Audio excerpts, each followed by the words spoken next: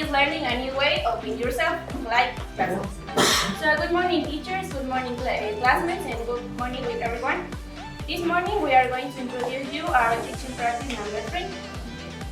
The teaching practice in this semester was that of in-class observation, which was oriented towards teacher education and not to research-based, where we as student teachers had the opportunity to meet the day-to-day reality of life in the English language classroom in 7 local high schools. Those high schools were Pedro Gómez de la Torre, Daniel Vélez, Víctor Manuel Peña, Víctor Manuel Guzmán, Abelardo Moncayo, Luis Urbiano de la Torre, and Ibarra High School. And we also had the opportunity to reflect on the nature of language teaching. In class observation. Classroom observation in teaching practice is not an easy task. The nature and limitation when observing a class in action is something that language teachers had to have in mind due to many factors that occur simultaneously and mainly due to those aspects that are not directly observable. The tasks were taken and adapted from the workbook for student teachers written by Katie Samoji, professor at Passman University on 2012. The tasks aimed at leading high particular thinking and help prospective language teachers go beyond the mechanics of teaching and address significant issues of language teaching and learning based on what they have observed and how this advises them in their future teaching. The observation tasks. The observation tasks invite students to observe particular complete classroom situations.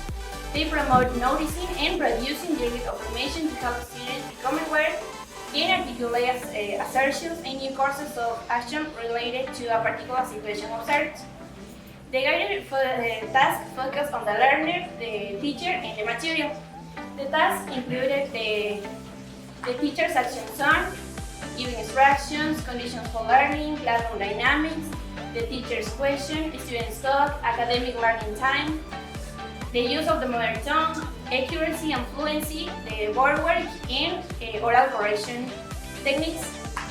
In order to develop our project, we have established 3 main objectives: to observe, record, and reflect upon the strategies and techniques used by high school teachers of English in the foreign language classroom, to help student teachers become aware and develop their own personal theories of foreign language through linking university-based theory and school-based practice, to help students create their own resource bank of language teaching strategies, ideas, and techniques to use when designing and implementing their future teachings. What to observe? Taking into account that this experience inside the classroom is the first one out of 7 teaching practices in the language classroom, the focus of the observation during this semester was aimed at helping student teachers become aware of different general situations in aspects such as classroom management, differentiation, and instructional strategies. Data collection. Specific and guided classroom observation tasks with grid, tables, filling, and post-reflection were selected as a tool for personal data collection in order to gain individual insights and practical ideas on the nature of language teaching. So as I mentioned before, we have lots of personal insights, and now let's invite Alison to share with us her experience in the week number 1. Good morning, everyone. We have the opportunity to work on the problem profile of each class. We were going to observe the teaching practical.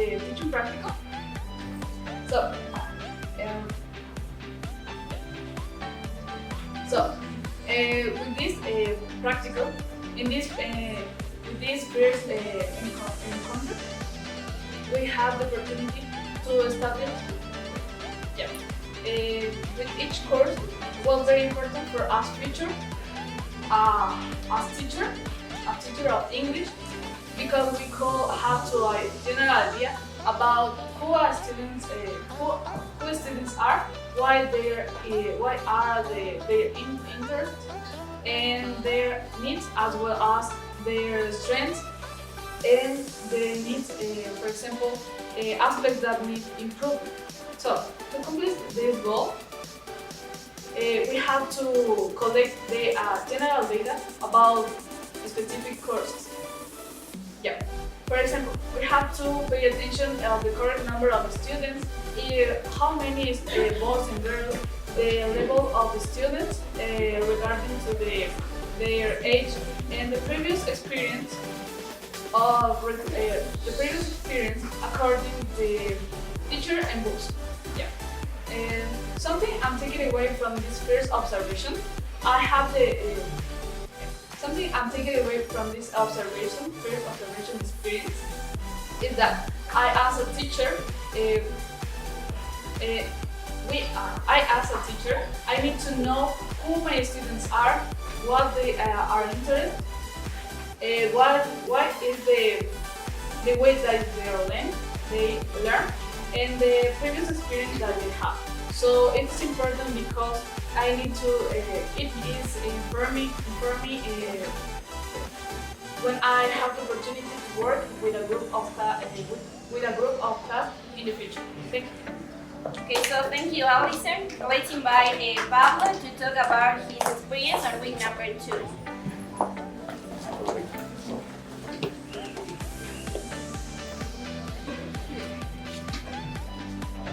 Okay, so teachers, classmates, I'm going to share my experience about week 2. So on week 2, I had to focus mainly on the teacher's action zone. First of all, I would like to define what it is. The teacher's action zone is the area of students that the teacher is working with. I mean the students whom the teacher is making eye contact, the students that are nominated to be an active part in the class, and those students whom the teacher is addressing more questions. So the active part of the class means to those students who participate when the teacher asks them to participate. I don't know, by reading some paragraph or a book, or reading their homework for class.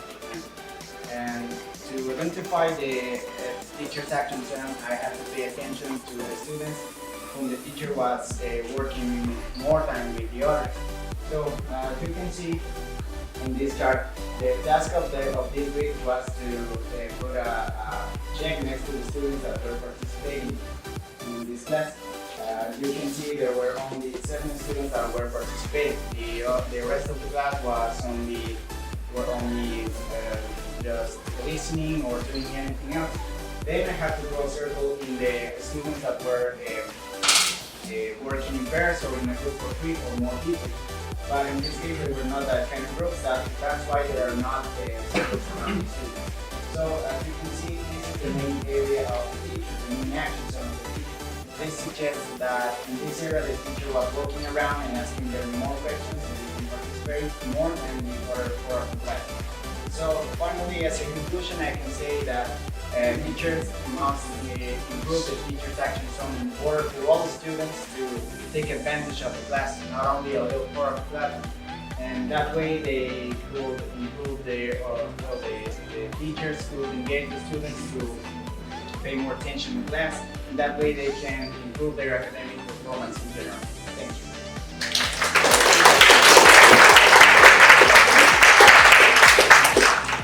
Let's invite Paul to talk about his experience on week number 1. Good morning, everyone. Today I'm going to share with you what I could observe and learn about classroom dynamics. This observation was focused on the learner, and first of all, I'm going to define what classroom dynamics is. Classroom dynamics is the interaction between the teacher and the student, as well as interaction between the student themselves. Classroom dynamics allows us to know how engaged the students are to learn.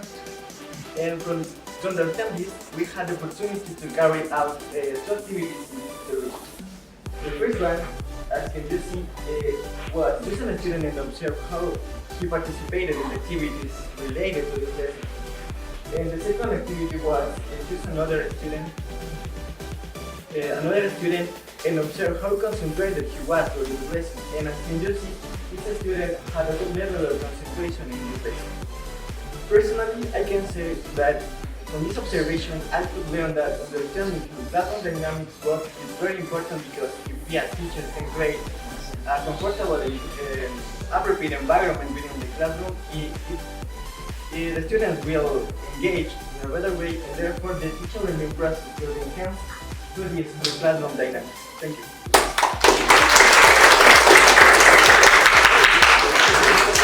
Okay, so thank you, Paulo. Let's invite Reese to talk about her experience on week number 4.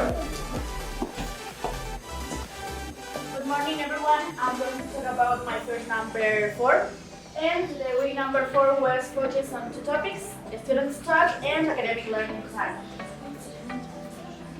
Okay, the student talk is one of the most important aspects in a lesson because English learners need to develop multifaceted knowledge of English to be able to communicate effectively with others in social and academic settings.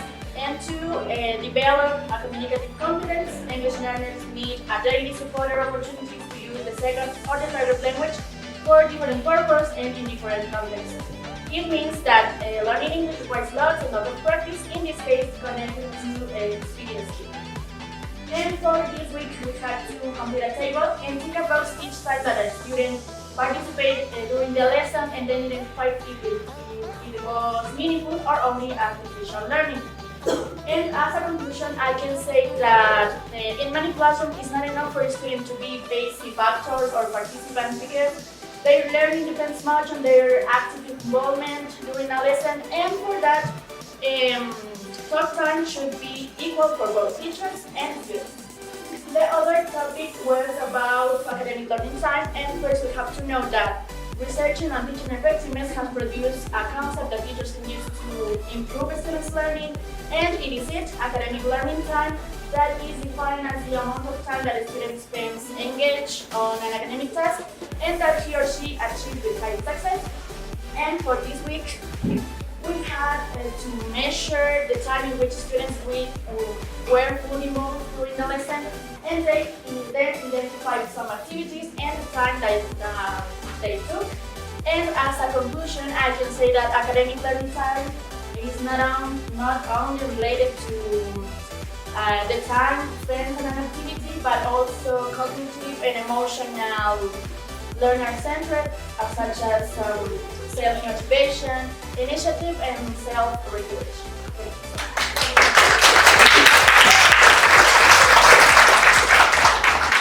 Okay, so thank you, Reese, and let's invite Joshua to tell us his experience on week number 5.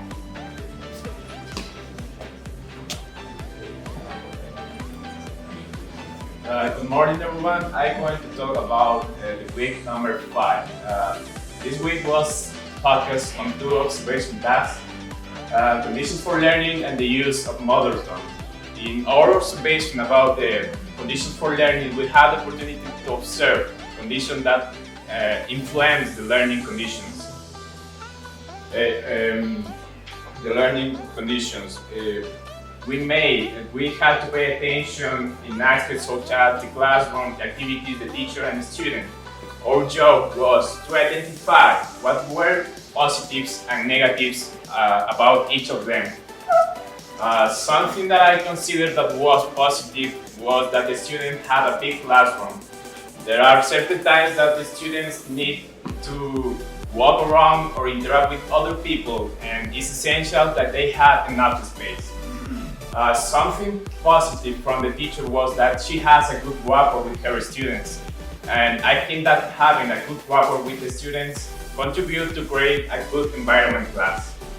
Something negative that I could observe from the teacher was she speaks very low, and there were several instructions that the student didn't understand. Something negative about the student was that they were using their cell phone during the class. In conclusion, there are several aspects that influence the learning conditions, but I think that 2 of the most important are how well is prepared the teacher to teach and the motivation from both the teacher and the student. Because if a teacher has a good motivation to do his job, he will achieve all his goals. And if a student has a good motivation, a high motivation, he will be better equipped for success in learning. About the use of mother tongue, our job was to identify explanation or instruction set in Spanish. I could learn from this observation that the use of mother tongue depends on many factors. For example, teacher philosophy, what kind of methodology the teacher uses during the lesson, the student needs or the level of the students. I could observe that the teacher most of the time use the mother tongue, and according to many experts in the field, the optimal use of mother tongue is progressive to teach and learning process. Its overuse blocks the acquisition process of a second language. In conclusion, as a teachers, we need to balance the use of mother tongue and the target language. Thank you.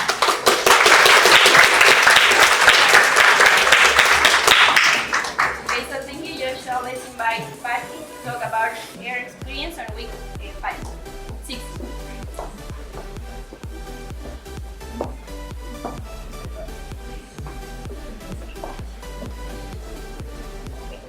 Good morning, everyone. I'm going to share with you my experience on week 6. The topic is board work. Now, the board is the teacher's most traditional resource in the classroom.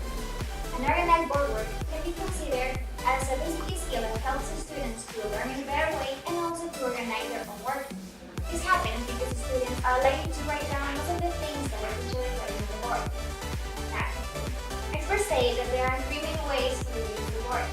As you can see inside, the first is for displaying all sorts of different items, such as posters, flashcards, and more. The second is for writing any kind of thing that the teacher may need in the board. It could be for displaying a lesson, or instructions, for doing homework, and else. And finally, the third is for trying to draw something in order so the students can understand and in a better way, more dynamic, the class that the teacher is going to display. Now, regarding to my task, during 2 points of the lesson, I had to observe what the teacher was writing on the board.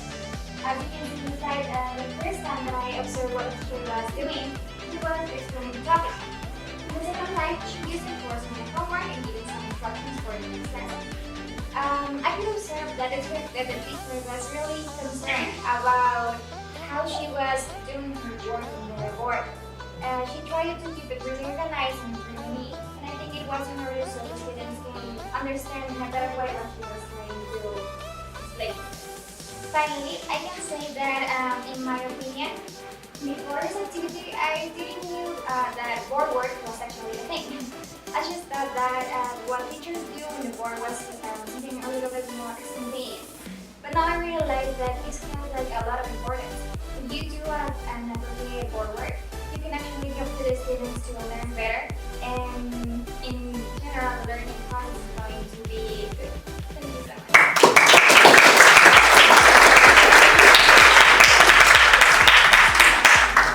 Okay, so thank you, Patty. Let's invite Helen to talk about her experience on week number 7.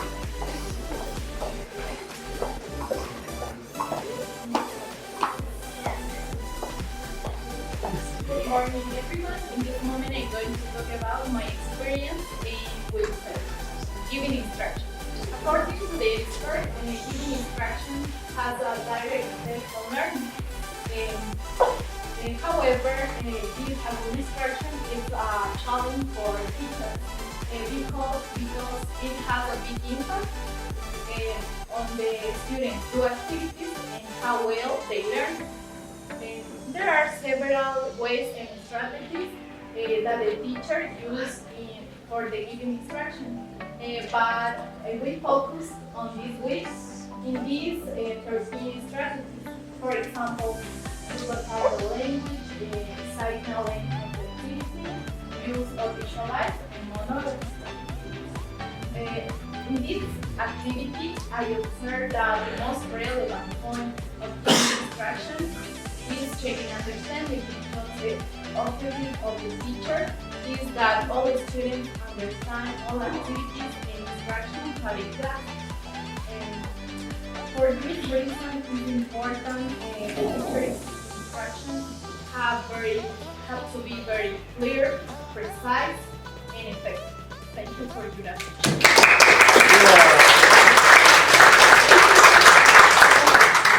Okay, so thank you, Helen. Let's invite Jonathan to talk experience in week number 7.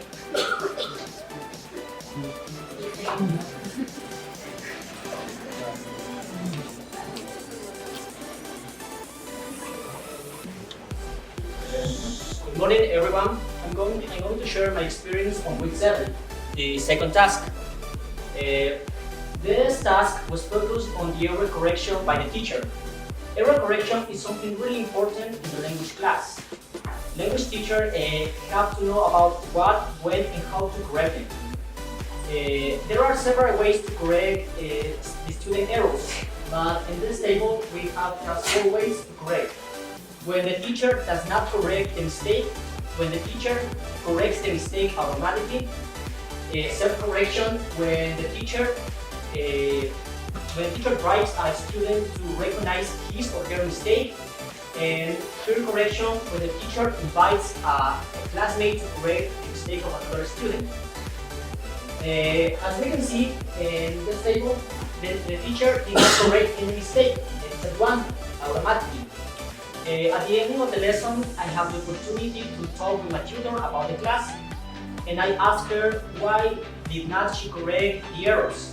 And she said that preparing does not interrupt students' fluency because it will affect their presentation.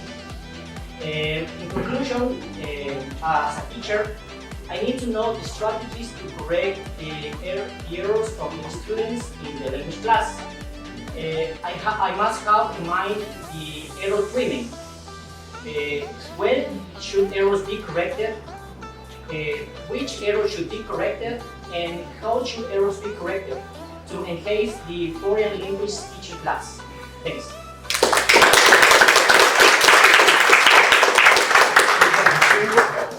Thank you, Jonathan. And let's invite Jessie to talk about her experience in week number 8.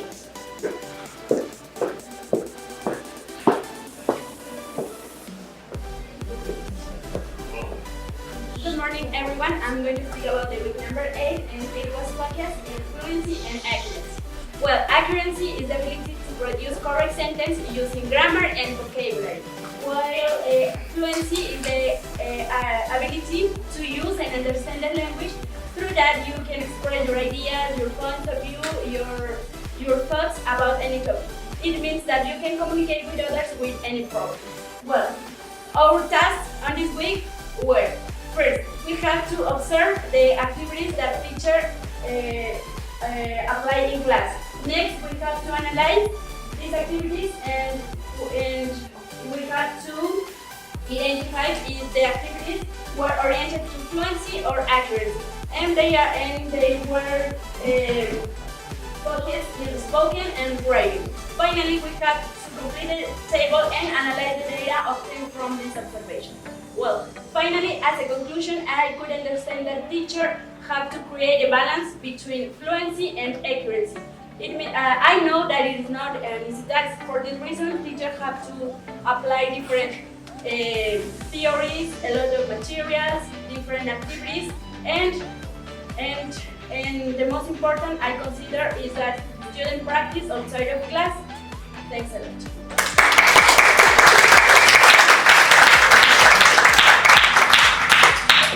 Okay, so thank you, Jessie. Let's invite Samia to share with us the conclusions of our project.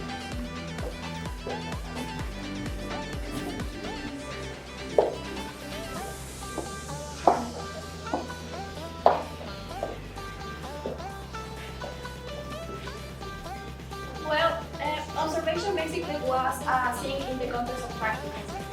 Observation as part of the teaching learning practice during this semester has been inherently a constructive and enriching learning experience. And as such, it's regarded as a particularly worthwhile learning opportunity for all of us as pre-service language teachers. This experience observations are seen in the context of practice in different schools and high schools, allowing us to see real-life teachers in real-life situations teachers. We became aware of what teaching is or what it involves, particularly when we work with kids or teenagers. It was a great opportunity for to focus in different aspects regarding the learner, the teacher, and the material. We could discern what the teacher does in the classroom, how the teacher interacts with the students, or what is needed for classroom management. Throughout our observation, each of us have different experiences, good experiences and not so good experiences, but we needed to reflect on them and see the positive side of each action in the classroom. Basically, this initial experience in the classroom helped us to see various roles a teacher and visualize our future work. And not only this, but reflect about the number of variables present in the teaching learning process of English as a foreign language in the primary and secondary education in our province. In conclusion, I can say that this experience has helped us to gain personal insights regarding language teaching that will be explored and put in practice in a near future at the students' teachers. Thank you.